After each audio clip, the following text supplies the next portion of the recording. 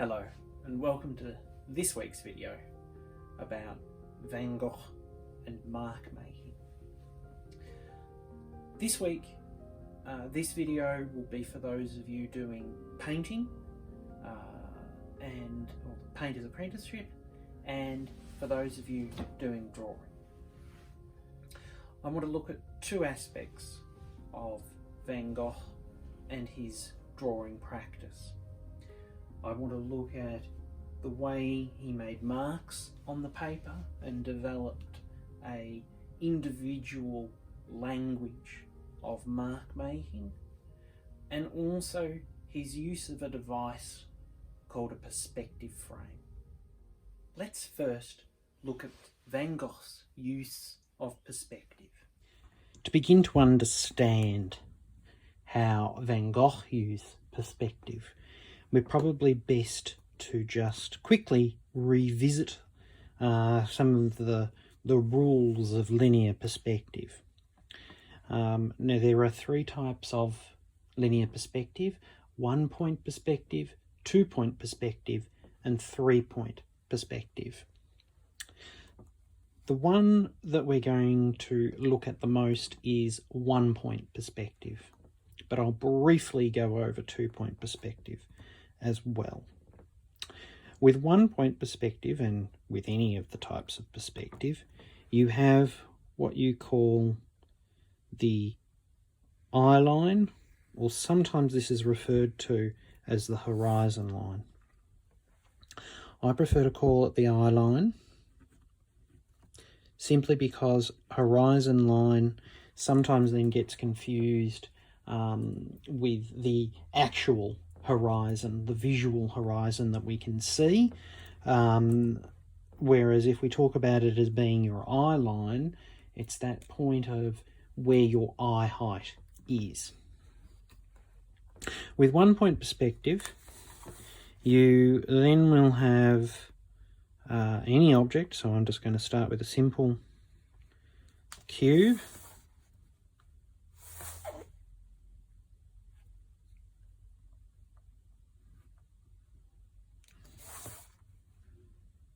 Like so.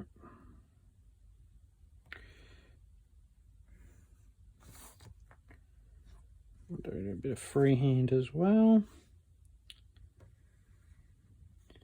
And that all its sides, so you're dealing with, when you're dealing with 1 point perspective, you're thinking about a cube being almost flat onto you, and that all of its sides are disappearing to a point on the horizon called the vanishing point. So here is our vanishing point, which I'll just label VP. So all of its sides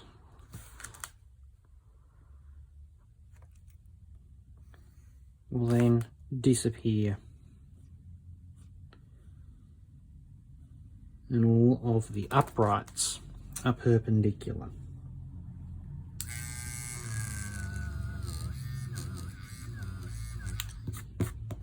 Like so. It doesn't matter where that cube is in relation to the horizon line, so it can be above, and this is where thinking about clouds are sometimes important, or below, is that all of its points that are, or all of the surfaces that are disappearing or moving away from you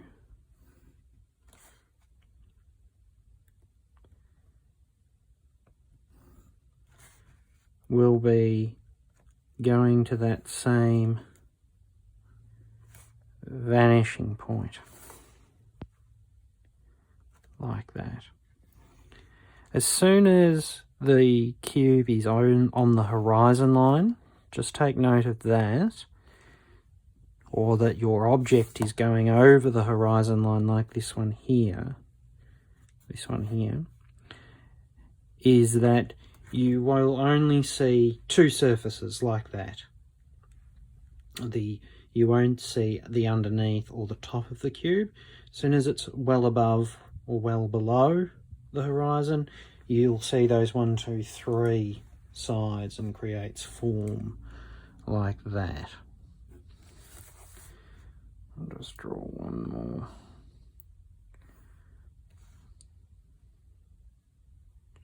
So there you can see, again, that idea of, right, we're not seeing any part.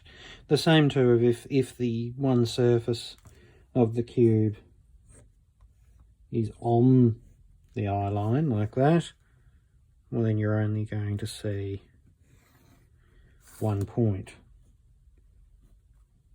disappearing away like that. So that's 1 point perspective. 2 point perspective is that we start the same again with an eye line, but we will have 2 vanishing points, VP1 and VP2. In this case, we usually only have one edge or one part like that you need to start to draw with. And we'll do a few of these, so there we go. And that each of your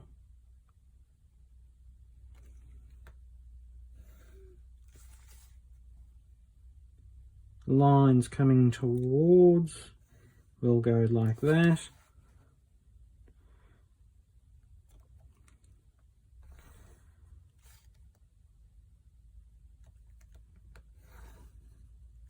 And like that.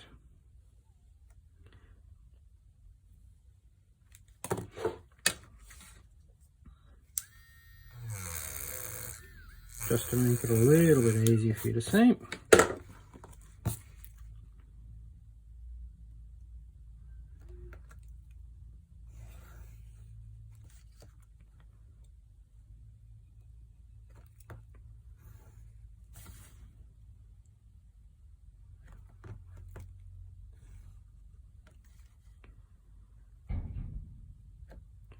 Now, as soon as you go above or below with this type of drawing, it gets a little trickier.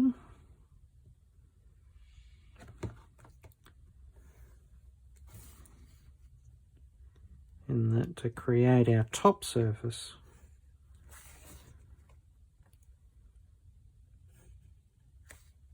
in perspective, we need to do that. And we shall do this one, of course.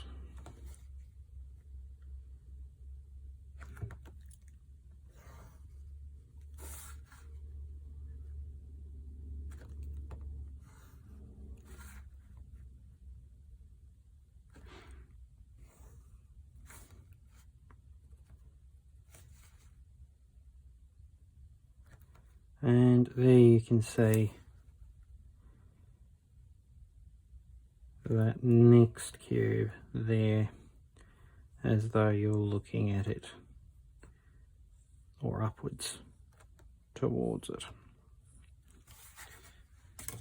Okay, so there we have 1 point perspective, and then we have 2 point perspective.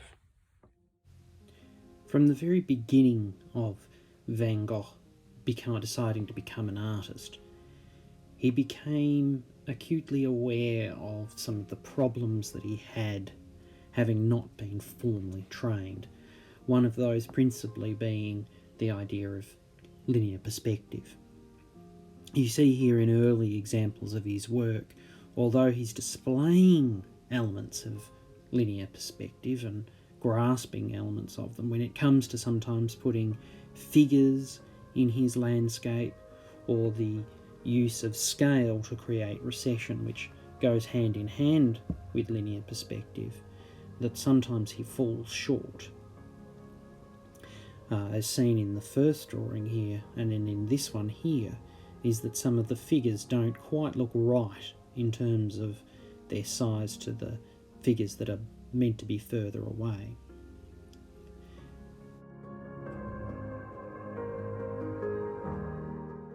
It was not until 1882 and his discovery of the perspective frame did Van Gogh truly come to grips with using linear perspective in his work. He enthusiastically wrote to his brother Theo, "The result is that on the beach or in a meadow or a field, you have a view as if through a window. The perpendicular and horizontal lines of the frame, together with the diagonals and the cross, or otherwise a grid of squares, provides a clear guide to some of the principal features, so that one can make a drawing with a firm hand, setting out the broad outlines and proportions. I expect you can imagine how delightful it is to train this viewfinder on the sea, on the green fields, or in the winter on snow-covered land, or in the autumn on a fantastic network of thin and thick trunks and branches, or on a stormy sky." You see very quickly the change in Van Gogh's work when he starts using the perspective frame, looking through the world, looking for diagonals in which to line up with the strings that he sees in the frame. He would often use the horizon line and place the horizon or the horizontal string along the horizon line, putting the cross sides on a distinctive feature on the horizon line in the distance, and thus being able to keep his eye aligned within the strings of the perspective frame. When you start to, and I would encourage you to do this, is that you can put your perspective frame over Van Gogh drawings and paintings and see how he would compose using these diagonal lines. Not only would he use it in a horizontal landscape format, he would also use that same format in a upright or portrait format, and it's even believed that he may have had more than one of these perspective frames, maybe some that were different sizes and different formats, so that he could use what was appropriate for the scene there in front of him. Here you can see I'm using my perspective frame and taking the photograph through them, lining up that middle string on the horizon and then fixing a point in the crosshairs that I can come back to and keep looking at that fixed point to then judge all the other parts off those lines, dividing the space up and looking for that one-point perspective, a favourite of Van Gogh. In terms of understanding Van Gogh and his mark making, don't be afraid to begin by finding a Van Gogh drawing that appeals to you, and maybe replicating some of the marks that you can see in that drawing. You could begin by, like he would have with some of his sketches, maybe a rough pencil, very, very simple, keeping it very loose, no great level of detail as you're beginning this copy. And it could be just with marks that I'm making there, but it could be how we normally start one of our drawings, like with a model gesture, that you could just be feeling around the forms that you're seeing in the Van Gogh drawing to get a sense of the proportions.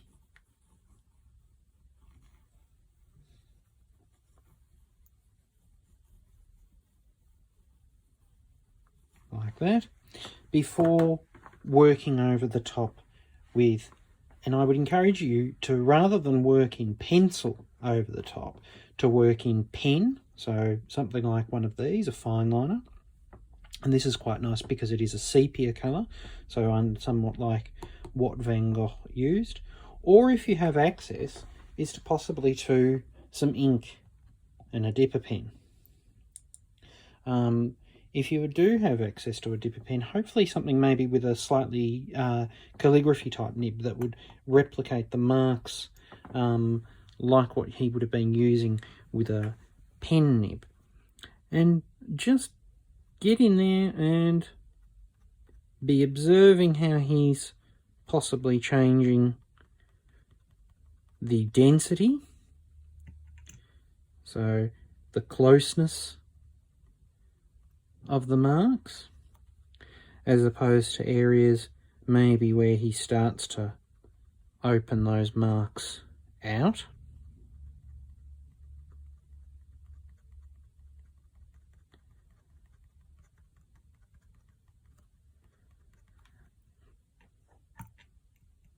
And also how he changes the marks depending on what he's wanting to describe. Particularly for those of you that have done the painting exercise looking at that Van Gogh drawing, is that try and make your marks very deliberate. Don't be just sort of sketching away with them.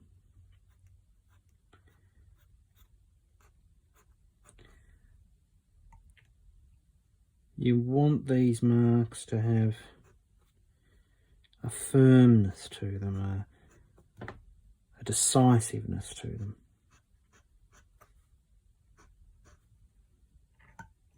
Don't be trying to copy the marks precisely. I'm not here going, you know, he's done 5 marks there and 10 marks there and this amount here. I'm just looking at roughly the shapes that he's making and trying to replicate them that way.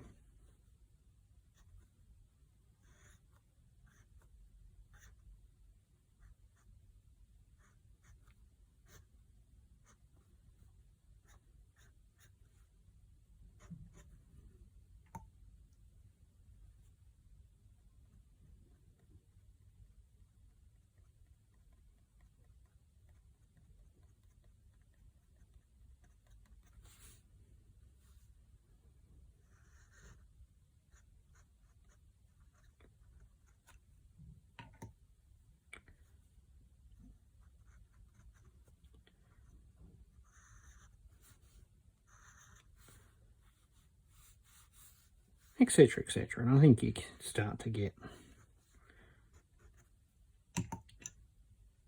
the idea of what I'm saying there. So don't try and come up necessarily and be working on your own and trying to make up your own language straight away. Be looking at what Van Gogh's doing as a guide to what you could be possibly doing.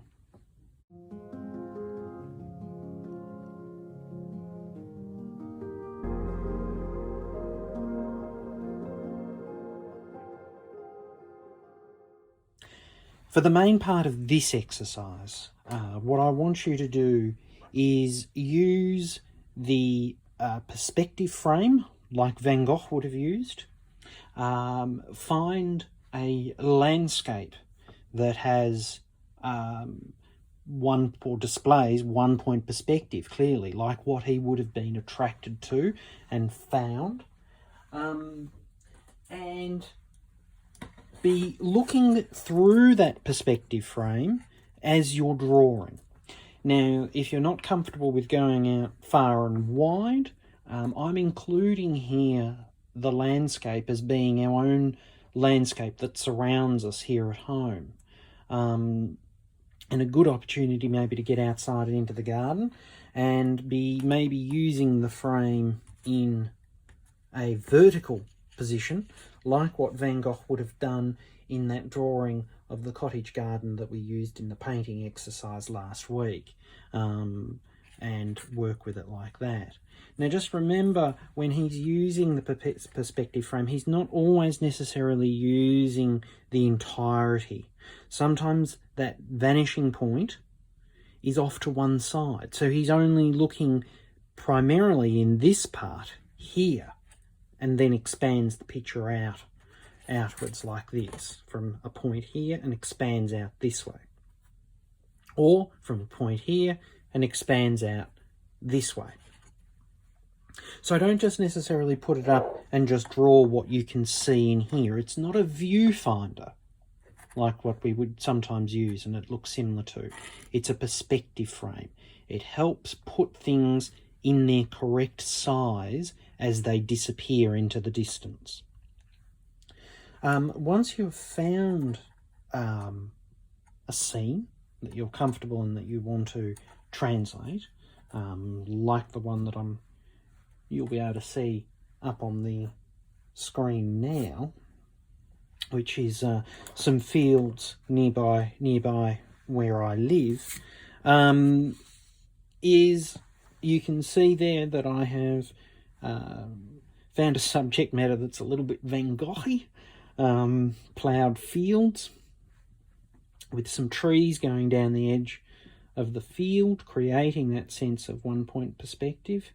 And you can see how very quickly I'm able to, with those string lines, see how those trees disappear and start to see some of the other perspective lines that I can be using in the landscape. Those ones along the horizon line or the eye line, and how the trees disappear and the trunks of the trees get closer and closer to that line, and also how some of the furrow lines from the ploughing also start to follow those lines of perspective. There's also some lovely verticals, horizontals in this too, that help and give interest to the picture, as well as some textures that I can follow through with in terms of thinking about my mark making with the pen. So once you've found your scene like that, you're looking through it through your perspective frame, is that you can then start with possibly a little bit of a gesture or a model gesture, just very, very lightly, feeling your way around those shapes.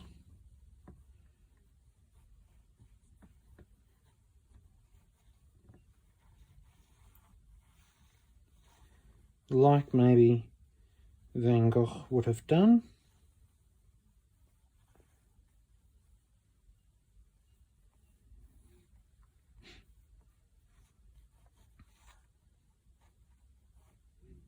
And by using the frame to see where certain points intersect,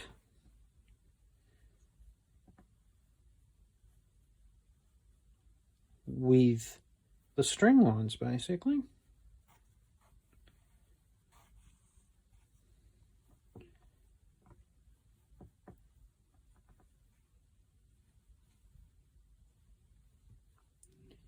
Now I'm using a photograph as I'm doing this exercise. I'm not doing it out in the field.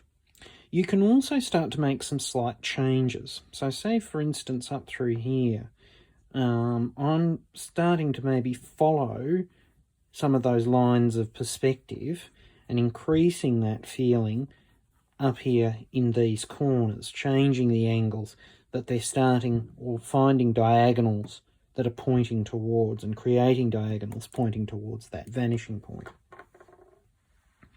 Once you have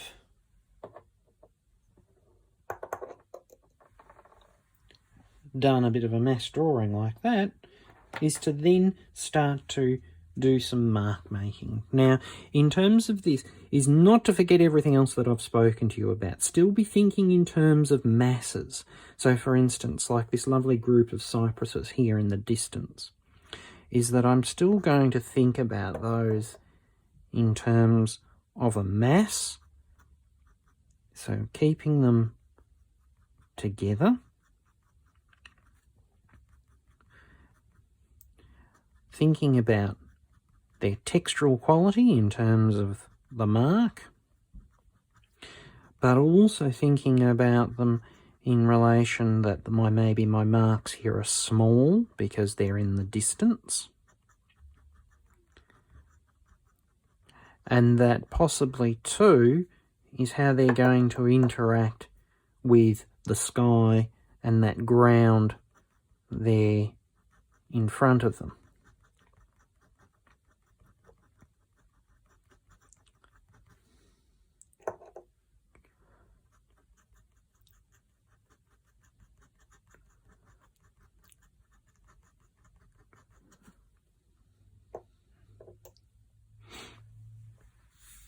We might just start to sketch in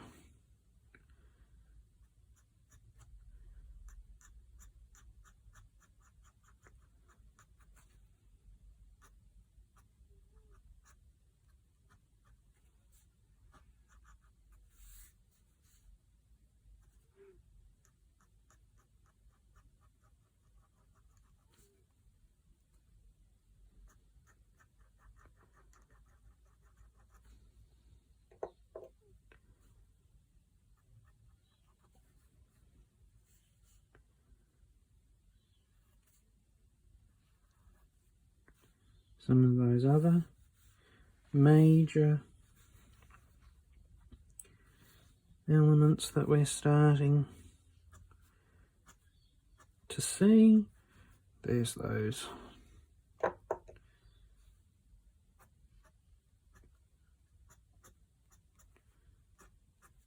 bushes.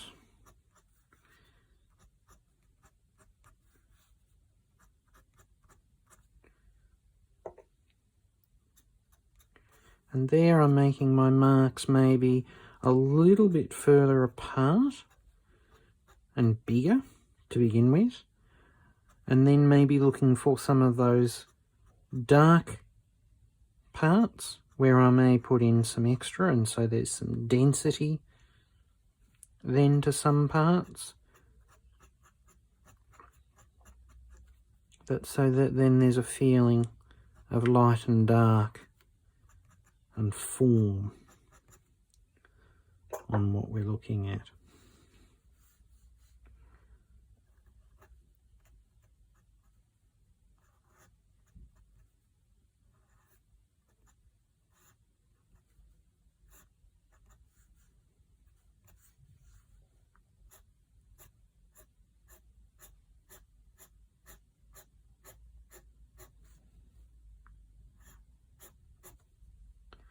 Thinking about opposing marks as well.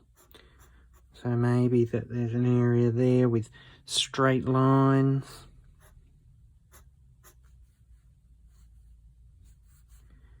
But then maybe those lines become upright.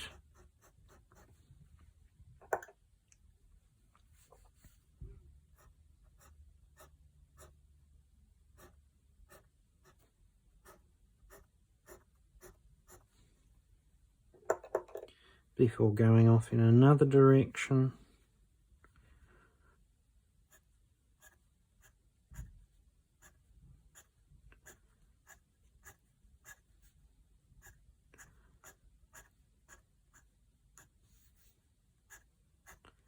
As opposed to maybe those lines there.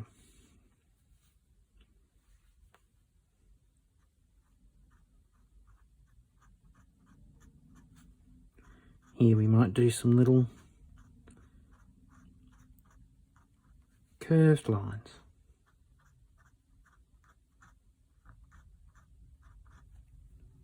To start to describe those parts.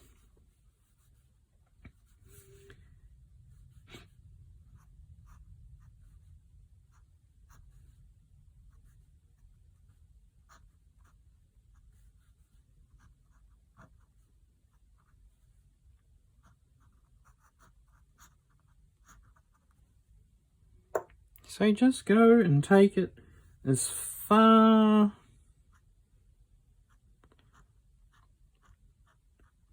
as you want to go.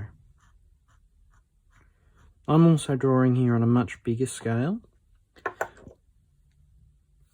simply because it's easier for you guys to see in terms of the filming. You could be doing this on a much smaller scale too, to begin with. Good luck. See how you go. Give it a good try. And I look forward, as always, to seeing what you get up to. Take care and speak to you soon.